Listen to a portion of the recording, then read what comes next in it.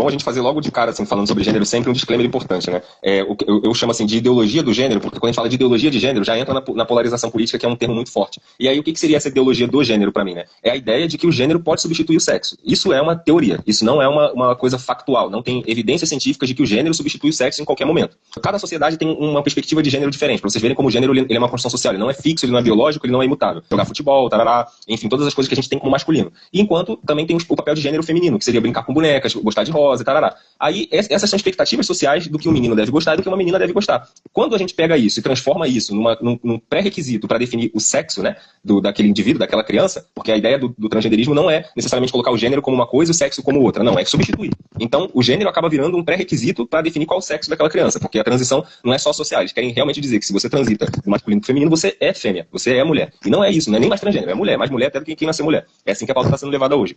Então, o que a gente vê muito comum em casos de crianças trans, né, que as mães determinam assim, enfim, levanta a bandeira, hoje tem movimento político organizado e até defensora dessa ideia se candidatando a cargo político. Nossa, tem muita coisa já rodando e para as pessoas que não estão acompanhando deve ficar tipo de queixo caído quando vê o que já rolou.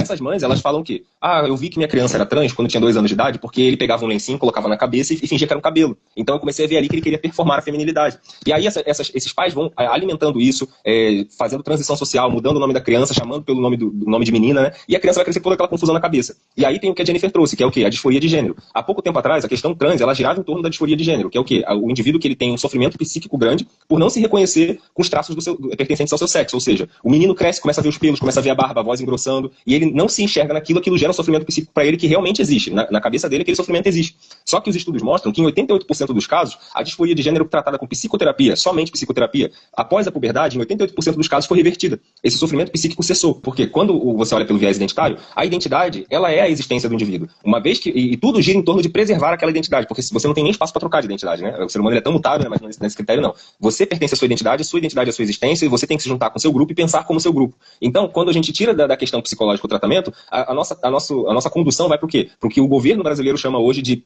cirurgias de afirmação de gênero. Por quê? Ao invés de você tratar com psicoterapia, o que os estudos comprovam, né? Que gera efeito positivo, você vai para um processo cirúrgico hormonal chamado afirmação de gênero. Então, olha o nome. Você já está dizendo para a pessoa que ela só afirma o gênero dela, ela só se torna integralmente aceita a partir do momento em que ela passa pelo processo de hormonização e de transição cirúrgica. E isso já gerou, no norte global, uma série de pessoas destransicionadas, que a gente está vendo, uma das mais famosas nos Estados Unidos é a Chloe, a gente tem alguns aqui no Brasil, tem na Europa. Por quê? Porque lá eles já pegaram essa leva algumas décadas atrás, está chegando com força aqui agora, mas lá já está regredindo. Por quê? Porque eles perceberam que não reduziu a ideação suicida nesses jovens, piorou o comportamento por causa do uso dos hormônios, que afetam o psicológico desses indivíduos, que já não estava saudável, e também cria uma corrida atrás de processos que são caros. Você vai ver quanto custa para feminilizar a face de um indivíduo do sexo masculino, são centenas de milhares.